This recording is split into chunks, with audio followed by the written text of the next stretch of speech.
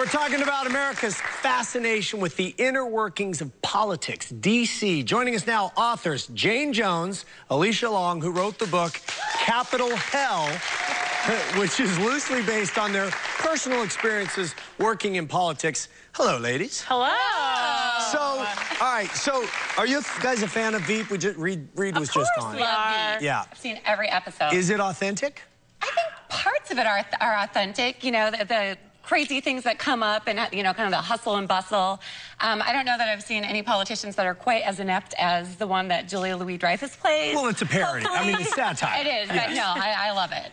So what is it, do you think, about politics? Why can we, I mean, West Wing, all these shows, we just can't get enough. Can't get enough, right?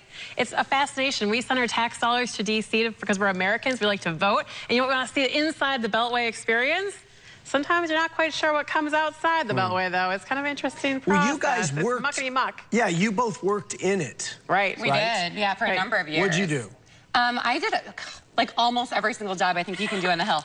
I was a caseworker, I was a scheduler, I was a legislative assistant. So those are all big fancy words for just doing whatever needed to be done. Really? You know, at any point in time. And is there some pride when you say I worked on the Hill? Yeah, absolutely. I think so. Of course. I mean, those jobs are really hard to come by. They're really hard to get.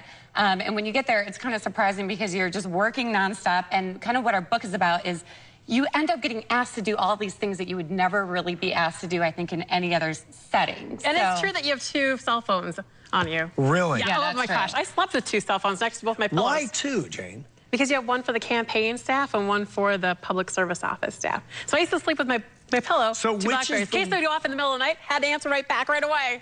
Which is the one that when it rings, you go, ooh, this is going to be good?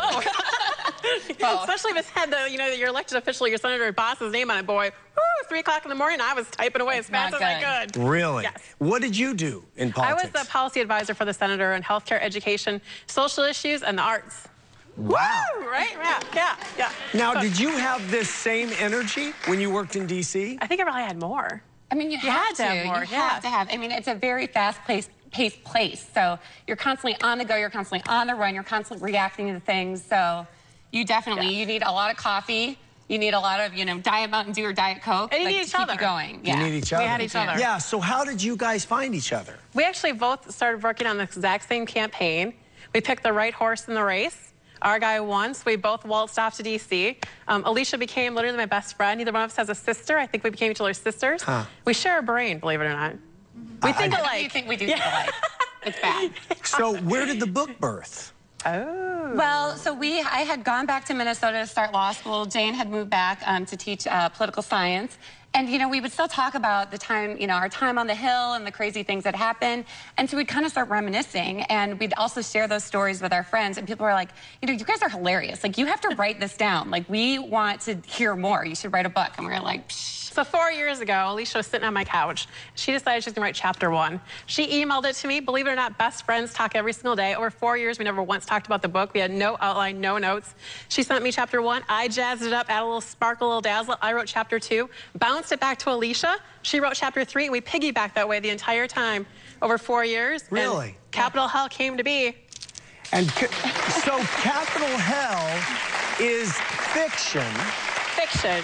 So it has fictional characters, but they're based loosely on experiences you've had. Well, exactly. A good girl never kisses and tells. Okay. There are 2 main characters in the book. There's Janet and there's Allison.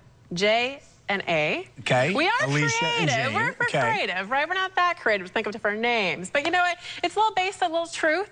Lots of embellishment, some stories that we've just made up. What's the reaction been? Because I would think that there might be people going, whoa, wait a minute, you worked on the Hill, you do not write about the Hill. Well, you know, people honestly, I think they enjoy kind of getting that behind-the-scenes look. And people who have been reading it, they say, oh my gosh, it's so funny, I'm laughing out loud, I've read it in a day, I can't put it down. Other folks, I think they're asking, they're like, is this based on anyone? Like, who's this about? And, you know, I guess if you see a little bit of yourself in the book, well, maybe you can, you know, take a look inside and maybe adjust your It's really one of the one of the very first books that give life behind the Senate office curtains. We kind of give a little bit of a glimpse into what really goes on versus what you see on, you know, the Veeps and the presidential type shows. So are you authors now in the sense of have you gotten that inside you and now I have another book, or you're going to take these characters on? Do you know what I mean? Yeah. This wasn't a lark, I don't think, right? Well, no, we had an absolute blast writing the first one, and at the end we kind of leave you hanging a little bit. So people are constantly asking us, what's going to happen next? What's going to happen to Janet and Allison? We've actually just started writing the second book. So congrats. Thank you. Thanks. Yeah, we're really excited. All right, we're going to take a break. We'll be right back because I want to hear about some of the things, I know you can't give me names, that actually happen up on the hill. Be right back. So what is it about politics and the Hill and morality? Why do you always hear some of the best, seediest, darkest stories? Juicy, saucy, right?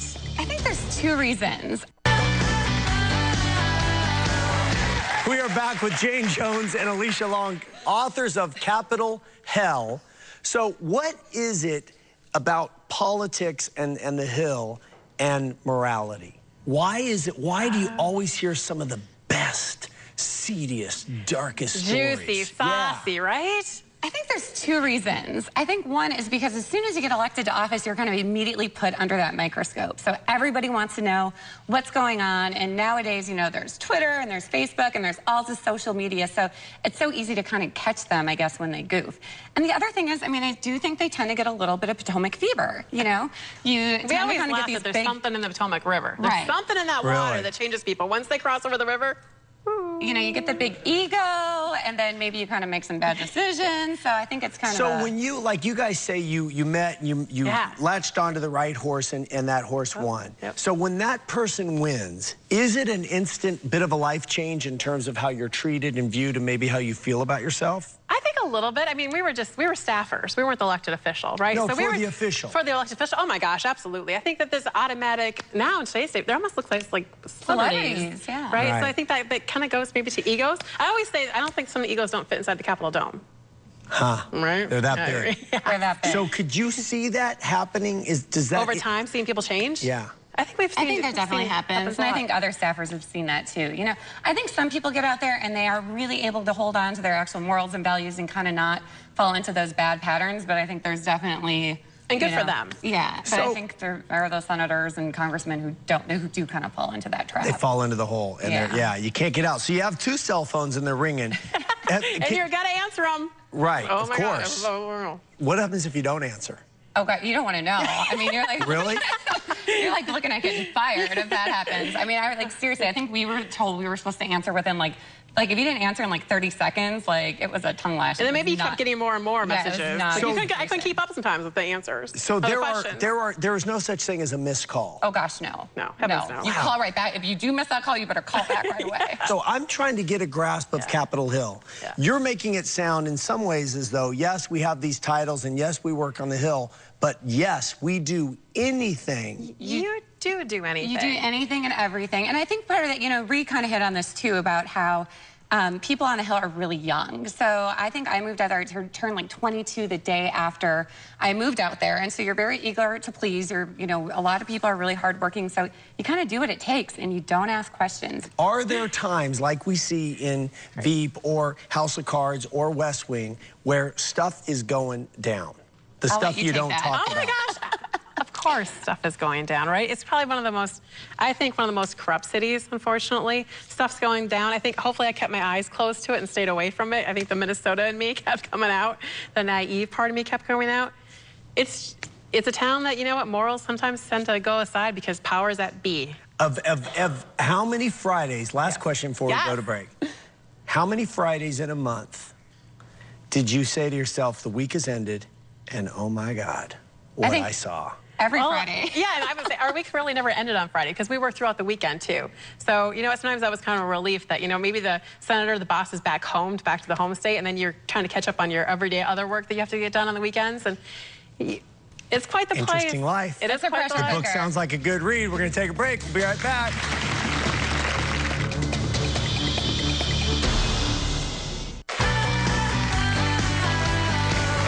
I was saying to Alicia and Jayne during the break, what's it like to go to a book signing? Is there any nervous energy? You've written this book. It's you. You can't hide behind something. When people show up, are you worried that there'll be 3 people there or no people there? I think you're always worried about that. You know, it's one thing for your mom and dad just to pick up the book and laugh at it. It's completely awesome. We love it that complete strangers are picking it up to tell us they're laughing out loud. Of course, they're reading it. They can't put it down, so they're trying to figure out, you know, did this story really happen? Did it not happen? So we're meeting face to face with our readers. They're emailing us. They're telling us, you know, when's book 2 coming? Really? Yeah. That's great. Yeah. I'm really happy for you guys. Thank you. It's a fun journey you're on. All right, and thank you to you guys for being here. You can get Capitol Hell, Play on Capitol Hill, in bookstores now. And thanks to you guys, everybody in our audience is going to receive a copy today. That's the show. Thanks for hanging.